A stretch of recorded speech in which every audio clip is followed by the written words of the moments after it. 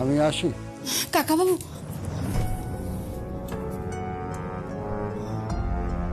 বলো।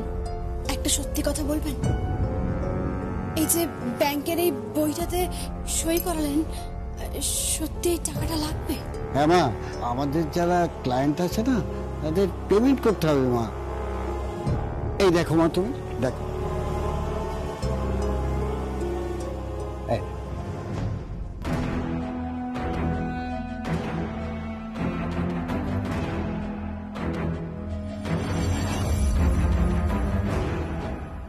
আর এই যে এই 3 নম্বর পাতায় যে টাকাটা লেখা আছে, সেটা কি সত্যি লাগবে? মানে ওই যে কি বলছিলেন আপনারা, যে কারখানায় কি সব করতে হবে? হ্যাঁ, রিপেয়ারিং করতে হবে, ওই মেরামতের জন্য। ও না, মানে সত্যি এই টাকাটা লাগবে নাকি এটা পিসি মশাইয়ের জন্য? আমি না আদার ব্যাপারই, জাহাজের খবর নিয়ে লাভ নেই। আমাকে যেতে দাও মা, যেতে দাও। কাকাবাবু,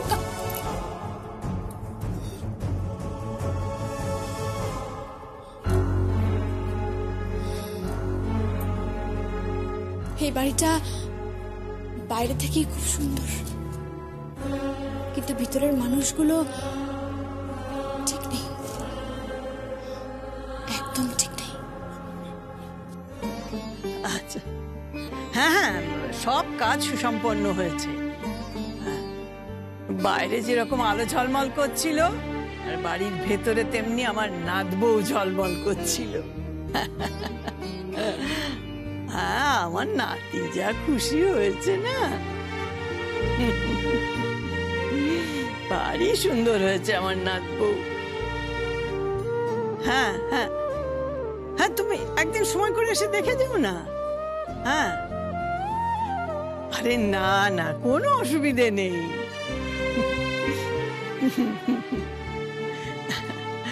আচ্ছা শোনো, একটা কাজ করো, একদিন বরং ফোন করে চলে এসো, কেমন?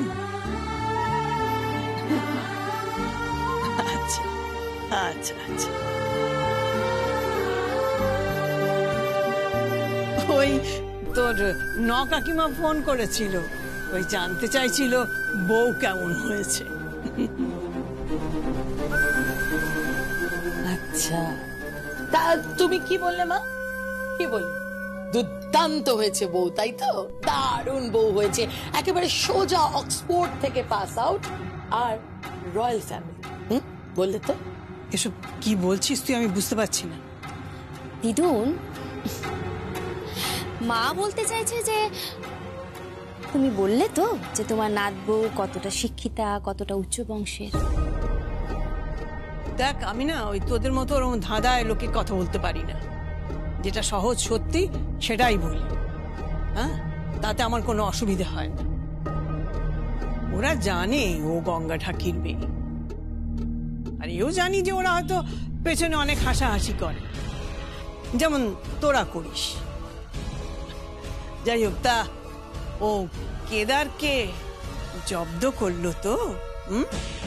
কফি তো খাইয়ে ছাড়লো। আর ওই যে কি যেন বলে, ওই গীত যেটা খেলো, ওই চিজ না কি একটা, চিজ অমলেট। হ্যাঁ, ওই আর কি। তো খারাপ তো বলতে পারলো না। আসলে এরকম পরিবেশ পেলে সবাই সব কিছু শিখে যায়। দেখিস, একদিন ওই মেয়ে এই বংশের নাম উজ্জ্বল করবে। একদম ঠিক বলেছো।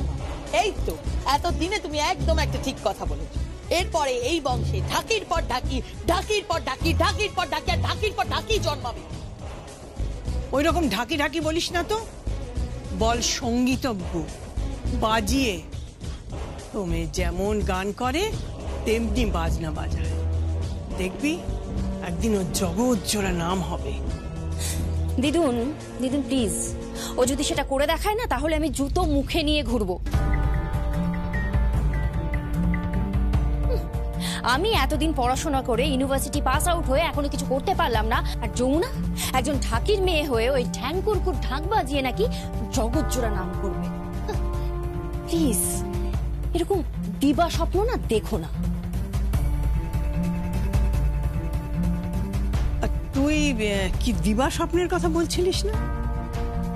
স্বপ্ন তো দিনের বেলায় দেখতে হয় রে, রাত্রির স্বপ্ন তো ঘুমের সঙ্গে সঙ্গেই মিলিয়ে যায়, আর দিনের স্বপ্ন জাগিয়ে রাখে।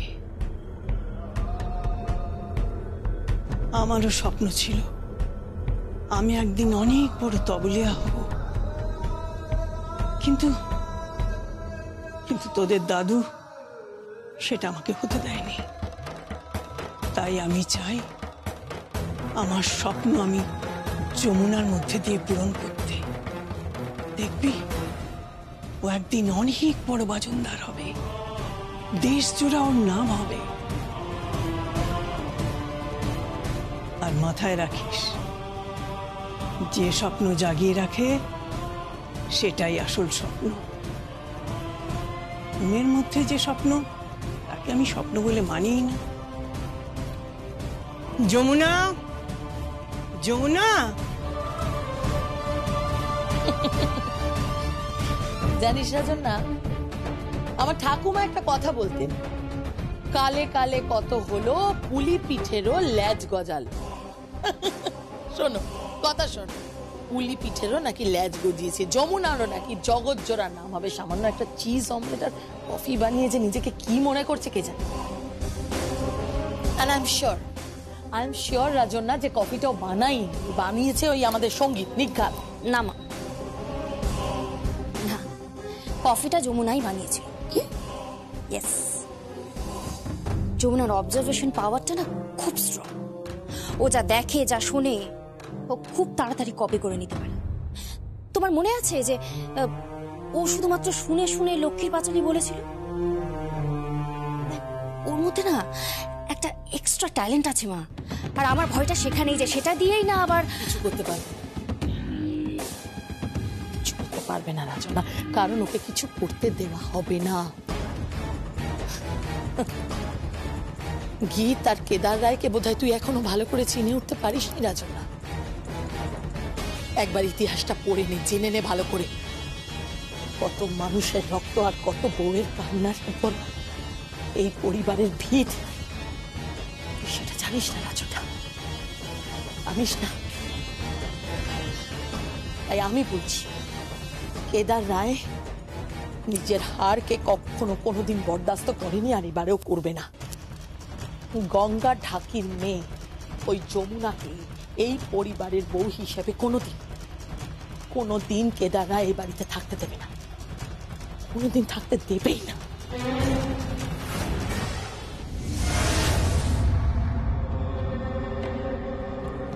গীত, কোথায় গেছিলিস তুই? বেদের বাড়ি। কেন? কেন মানে? কেন তুই বুঝতে পারছিস না? এই বাড়িটা পুরো যমুনার বাড়ি হয়ে যাচ্ছে, বুঝতে পারছিস সেটা? এই বাড়িটা পুরো যমুনার সংসার হয়ে যাচ্ছে। ও যা পারছে তাই ঘটাচ্ছে, কেউ কোনো প্রতিবাদ করছে না। আর কেদার রায়, তোর বাবাকে তো দেখে মনে হচ্ছে তোর বাবা শীত ঘুম দিয়েছে। কি বলছো কি তুমি পিসি? আমি ঠিকই বলছি, একটু মাথা ঠান্ডা করে ভেবে দেখ। তুই কি জানিস এই বাড়িতে আজকাল গানের আওয়াজ পাওয়া যায় প্রায়, এই বাড়িতে তবলার আওয়াজ পাওয়া যায়। হ্যাঁ, ওই মেয়েটা রান্নাঘরে কখন কি রান্না হবে, কে কি খাবে সবটাই ডিসাইড করছে, আর কেউ কোনো কথা বলছেই না। আর আজকে তোর মা ওকে ক্যাশের চাবিটাও আলমারি তুলে দিয়েছে।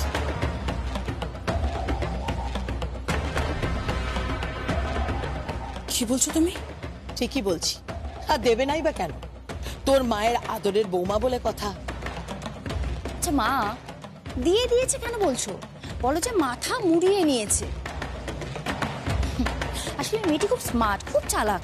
ও জানে যে কোন ফুলে কোন দেবতা তুষ্ট হয়, আর ও সেইভাবেই বড় মামাকে হাত করে নিয়েছে। তাই নাকি? তা যমুনা ঢাকির কোনো আইডিয়া আছে আমাদের বাড়ির ক্যাশ বাক্সে ঠিক কত টাকা থাকে? আমাদের বাড়ির আলমারিতে কত টাকা থাকতে পারে ওর কোনো আইডিয়া আছে? তা কি করে জানবে? ও কি গুনতে জানে নাকি? তবে হ্যাঁ, এইটুকু জানে যে টাকা আছে, অনেক টাকা আছে, আর তার লোভে তো চাবিটা হাতিয়েছে। আচ্ছা, আমি আমি একটা জিনিস কিছুতেই বুঝতে পারছি না। মা জাস্ট এটা অ্যালাউ করলো, হ্যাঁ করলো। আর বাবা বাবা কিছু বললো না? বাবা নেই বাড়িতে, তোর একটা জরুরি কাজে বেরিয়েছে। এবার আমি বুঝতে পারছি, আমি ঠিক যা যা ভেবেছিলাম এক্স্যাক্টলি তাই তাই হচ্ছে। যমুনা আমাদের এই রায় বাড়ি দখল করার চেষ্টা করছে, ওই বাড়ির বউ হয়ে ওঠার চেষ্টা করছে। আর না ঠাম কিছু বলছে বিন্দু বাসিনী দেবী, কিচ্ছু বলছে না, অনুরাধা রায় কিচ্ছু বলছে না। শেষমেশ কিনা এই যমুনা নাকি আমাদের সংসার চালাবে, আর আমাদের নাকি এই বাড়িতে থাকতে হবে। ইম্পসিবল, আমি কিছুতেই বাড়িতে থাকতে পারবো না, আমি মানতেই পারছি না, আমি থাকতে পারবো না, পসিবল। তুই কি করবি? কি করবি বল? সামনে জগদ্ধাত্রী পুজো আসছে না? হ্যাঁ, জগদ্ধাত্রী পুজোতে তো বড় মেলা বসে, তো তো না সেখানে তো ভাইয়াও যাবে, যমুনাও যাবে। হ্যাঁ যাবে, তাতে কি হয়েছে? কিছু হয়নি।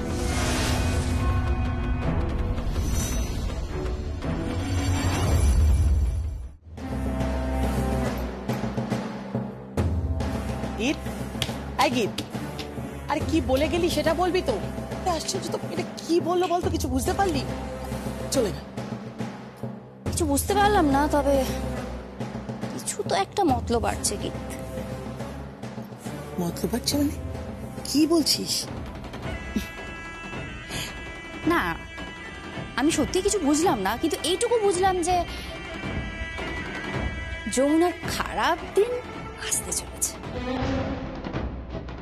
ছোট কর্তা বাবু, কি ছোট কর্তা বাবু, একটা কথা শুনুন না, বলছি আপনার কাছে ওই ব্যাংকের বই আছে? কেন? আমার দরকার আছে, একটু দিন না।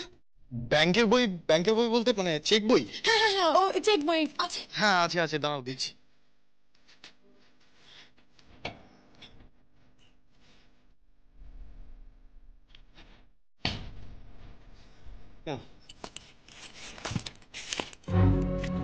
এটা কেন চাইলে? কি হয়েছে কি? এটা চেক বই তো? হ্যাঁ। বলছি এটা এই চেক বইয়ের ব্যাপারে কি কি জানতে হয়? জানতে হয় বলতে তোমার আইএফএস কোড জানতে হয়, আর অ্যাকাউন্ট নাম্বার জানতে হয়, আর অ্যাকাউন্ট নেম লাগে। কি হয়েছে যমুনা? তো তোমার টাকা লাগবে, টাকার দরকার? না না না, টাকা লাগবে না। বলছি আমি কি করে বুঝবো যে কত টাকা লেখা আছে? কি করে বুঝবে মানে? মানে ওই যে বাংলায় 1 2 3 ওটা। ও বুঝতে পেরেছি, মানে 1 2 3 4 5 6 7 8 9 10 এগুলো তো? হ্যাঁ হ্যাঁ, আমি এগুলো এক্ষুনি শিখতে চাই। আরে শেখাবো তো। না, পরে শিখলে চলবে না, আমি এক্ষুনি শিখবো। এক্ষুনি? এক্ষুনি, এক মিনিট। এই যে এটা শিখিয়ে দিন না আমাকে। যমুনা কি হয়েছে বলো তো? মানে কোনো সমস্যা হয়েছে? তুমি দেখো, তুমি আমাকে সব খুলে বলতে পারো, কোনো অসুবিধা নেই। না না ছোট কর্তা বাবু, পুরুষ মানুষদের বাড়ির সব ব্যাপার জানতে নেই। মেয়েরাই বাড়ির সব দিকটা সামলায়, সব দিকটা রক্ষা করে, মুখ বুঝে সব কাজ করে, আর বাড়ির পুরুষ মানুষরা বাইরের কাজ করে। আমি এত কথা কেন বলছি, আপনি এগুলো শিখিয়ে দিন না একটুখানি। আচ্ছা আচ্ছা ঠিক আছে। এটা হচ্ছে 1, মানে ONE 1, 2 TWO 2, THREE 3, FOUR 4। আমি না কিছু বুঝতে পারছি না, আমার সব ভুলে যাচ্ছে। আপনি এক কাজ করুন, আমাকে একটু লিখে দিন। এদিকে আসুন না একটুখানি, একটু লিখে দিন না। ওকে, এ হচ্ছে 1।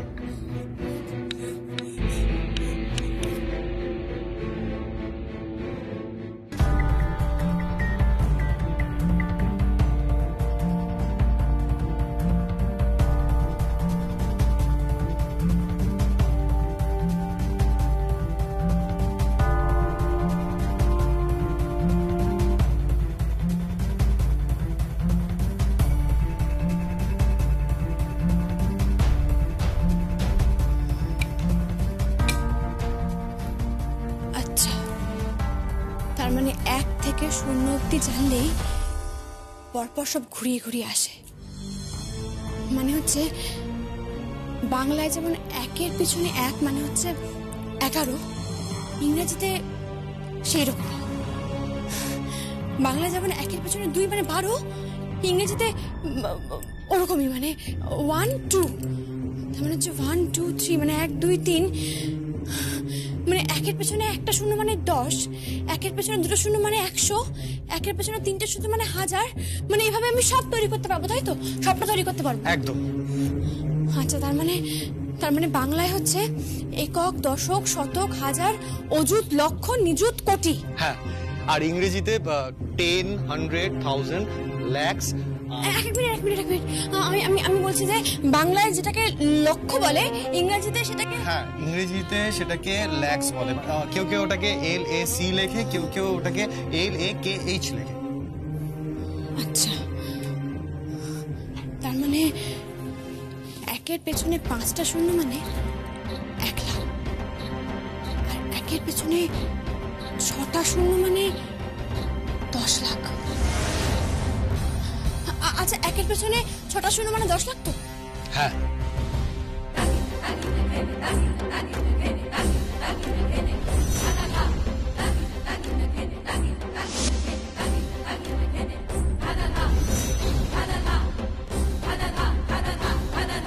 তার মানে তখন চেকে একের পরে ছিল 6টা শূন্য, 6টা শূন্য ছিল মানে ওটা 10 লক্ষ টাকা। ছোট কথা বাবু, আপনি একদম ঠিক হিসাব করে বলছেন তো? একের পেছনে 6টা শূন্য মানে 10 লাখ। হ্যাঁ, তার মানে পিসেমশাই 10 লক্ষ টাকা তুলেছেন। আচ্ছা তুমি কি বলছো বলো তো? আমি না কিছু বলছি না। আর একের পেছনে 5টা শূন্য মানে হচ্ছে ওই জগদ্ধাত্রী পুজোর চাঁদা 1 লক্ষ টাকা। আচ্ছা ছোট কথা বাবু, ব্যাংকের ওই বইগুলো যার মধ্যে লেখা থাকে সেই কাগজটা দিলেই টাকাটা পেয়ে যাবে? না, যদি অ্যাকাউন্ট পেই লেখা থাকে তাহলেই টাকাটা তার অ্যাকাউন্টে যাবে। ঠিক, আমি আমার বাবার খাতাতেও সেই রকমই দেখেছিলাম। এই দেখো, এই চেকের ওপরে যদি অ্যাকাউন্ট পেই লেখা না থাকে তাহলে তুমি ব্যাংক থেকে ক্যাশ তুলতে পারো। ক্যাশ মানে? ক্যাশ মানে হলো তোমার বুঝতে পেরেছি, বুঝতে পেরে গেছি। তার মানে ওই দুটো চেকে কিছু লেখা ছিল না, তার মানে মোট 11 লক্ষ টাকা। কি? না কিছু না।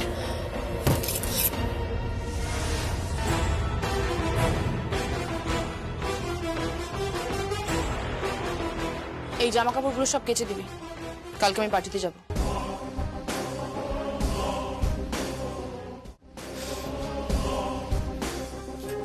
এসব কি গীত? এভাবে জামা কাপড় কেচে দে মানে? জামা কাপড় ছুড়ে দিচ্ছিস ওকে? ও কি বাড়ি চাকর বাকর নাকি? আমার কাছেও ক্লাসটা তাই। প্লিজ আর নতুন করে শুরু করিস না। আরে কিছু তো শেষই হয়নি, তাই নতুন করে শুরু করার কথা আসছে কোথা থেকে ভাই? আমি তো সেটাই বুঝতে পারছি। ও এসব কি পড়াচ্ছিস তুই ওকে? কি শেখাচ্ছিস? ম্যাথমেটিক্স? তোর বউ তাহলে ম্যাথমেটিশিয়ান হবে নাকি সায়েন্টিস্ট হবে? কোনটা? নিউটন, আইনস্টাইন কি হবে ও? এরা কারা?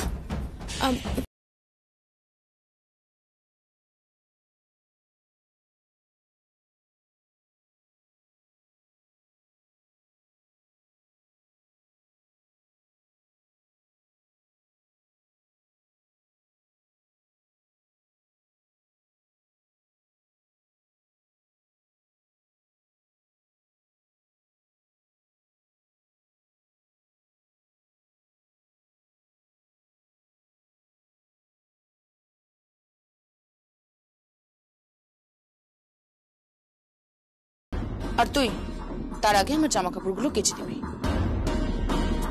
গীত, তুই কিন্তু তুই তোকারি করবি না। আমি তোকে তুই তাকারি করবো। বাই দ্য ওয়ে, তুই তোর বউকে বলে দিস রায়বাড়িতে এই শাড়ি গয়না এসব পরলেই কিন্তু স্ট্যাটাসটা চেঞ্জ হয়ে যায় না নিজের, সেটার জন্য রক্তের প্রয়োজন পড়ে, আর সেটা কিন্তু রাস্তায় কুড়িয়ে পাওয়া যায় না।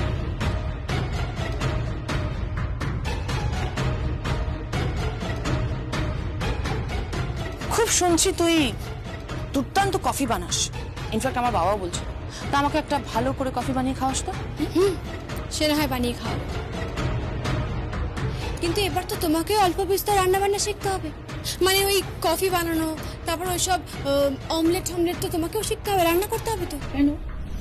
বারে বড় হচ্ছে যে, বিয়ে হবে না? তো তুই তো আছিস, তুই যাবি আমার সঙ্গে, আমার পরিচারিকা হয় ওই মেড। আমার ঝি। জিৎ,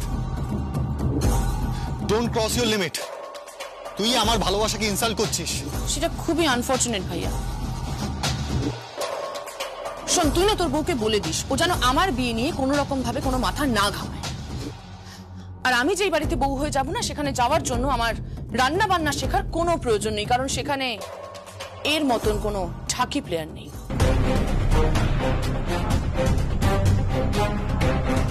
ওখানকার লোকজনরা সব এলিট ক্লাসের। দেখো, এমনটা না হয় যে বিয়ের পর শ্বশুর বাড়িতে গিয়ে তোমাকেই হাতে খুন্তি ধরতে হচ্ছে, মানে তোমাকেই রান্না বান্না করতে হচ্ছে, কাপড় কাচতে হচ্ছে। কথায় বলে না, জুতো সেলাই থেকে চণ্ডীপাঠ, হয়তো সবটাই তোমাকেই করতে হচ্ছে।